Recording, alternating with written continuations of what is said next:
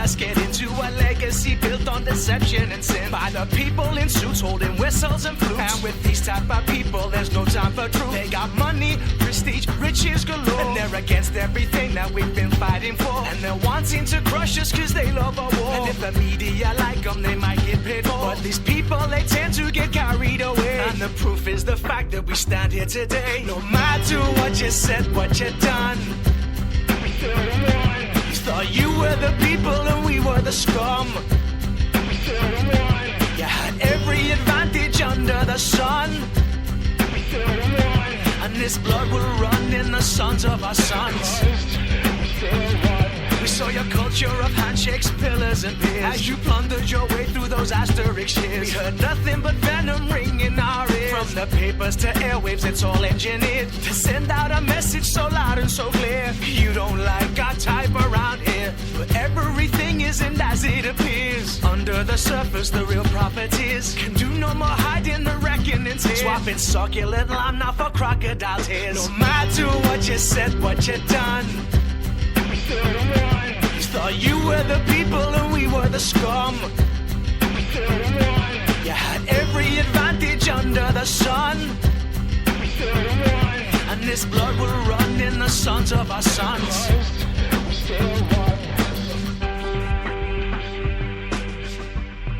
Despite all the pain, and take it more than you need. Everybody can sing, cause the history waits. No matter what you said, what you done, you thought you were the people and we were the scum. You had every advantage under the sun, and this blood will run in the sons of our sons.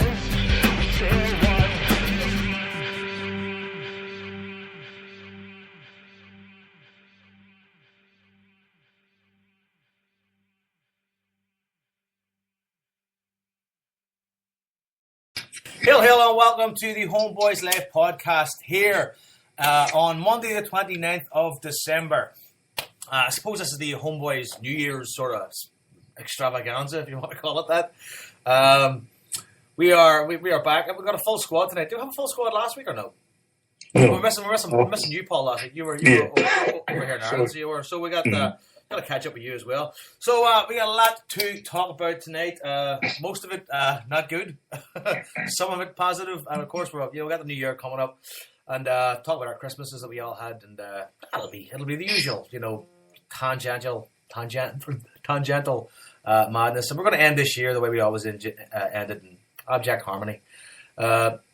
So we are joined by the one and only Paul Argan, who's back. He spent Christmas in Carluke yesterday. Yes. We'll talk about that in a second there, Paul. And of course we have the Sickno brothers back in action.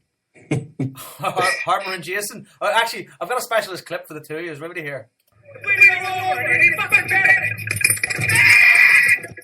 There you go. We have a HomeBhoys medic on hand in case anybody gets sick. Okay. That sounds good. But did you not play it last week for us when we were on? I didn't have it last week. I couldn't find it on YouTube. Right. Okay. I couldn't even make it out. What was it? No, that means you're going deaf. Did you make it, Jason? Not really. It just showed it. Don't worry, the listeners appreciate everything we do. Right?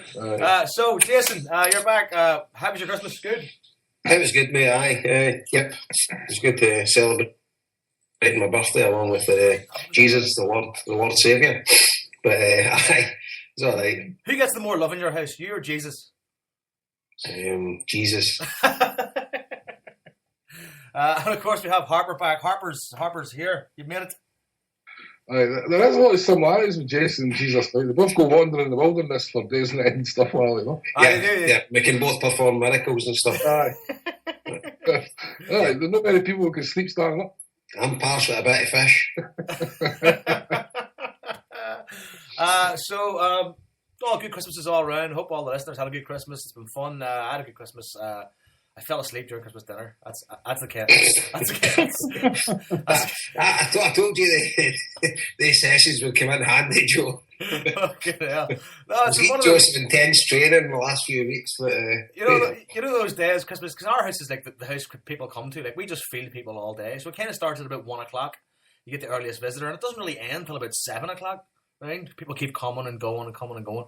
And of course, me being the ultimate host, I was knocking back, I was throwing red wines over my shoulder all night. I mean, so had my prawn cocktail before dinner, and that was all she wrote.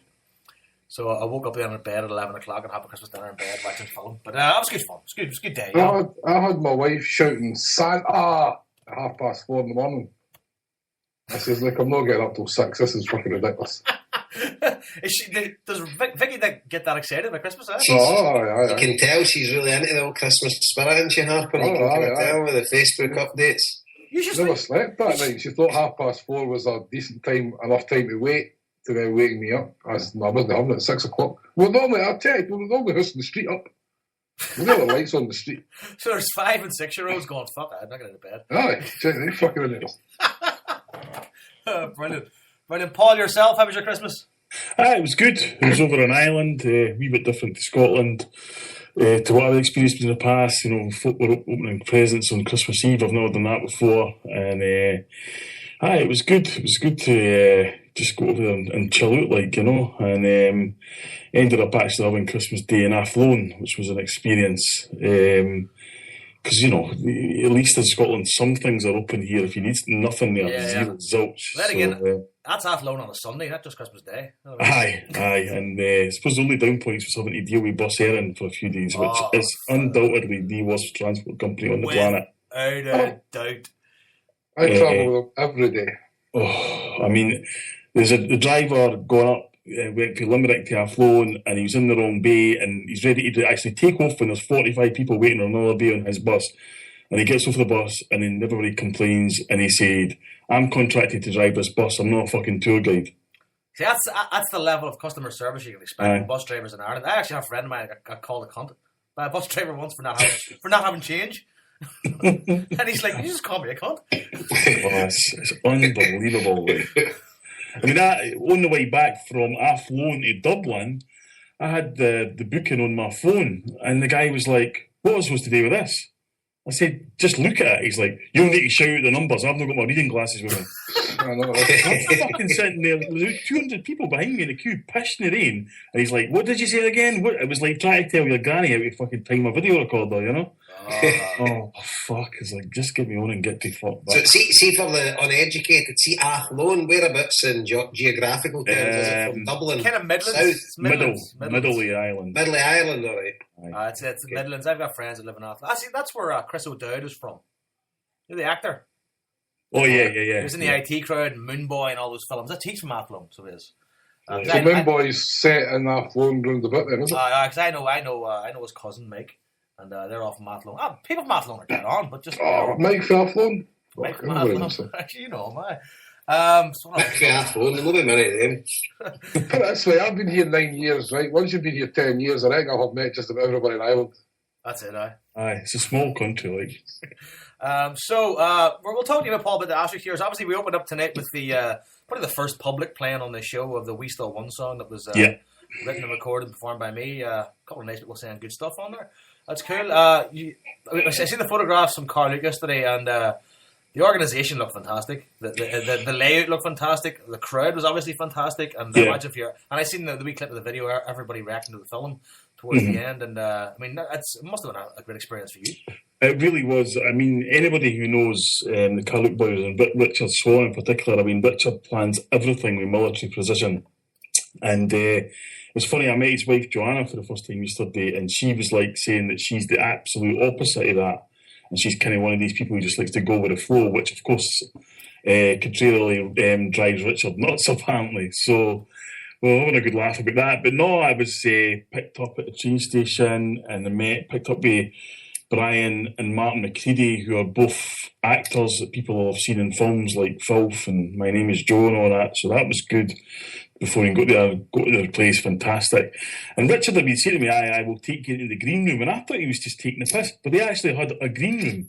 Phenomenal. And said, "Oh, what do you want to drink?" This, that, next thing, and then sat doing me Peter Connolly, who's the president of the club, and he sat and chatted to me, not just about the club, but in terms of Carluke and Wishaw and Lanarkshire and what it was like growing up there as Celtic supporters, and how the Huns used to be so dominant and they were kind of fucking rubbing it into us all the time, and bit by bit he kind of fought back against it. And it's good crack with Big Michael McKeever and Dougie Winnie, who were the other two members of the committee. Again, phenomenal organisation. Wait a minute, you had a good crack with Michael McKeever. That's impossible. That's just impossible. Carry on. So, while that was kind of going on, Richard was running around like fucking Windsor Davis. He's every single shouting orders, this, that, next thing, everything. Nothing was left to plan. And he had everything doing timing-wise, 10 minutes for this, 5 minutes for that, 6 minutes for this.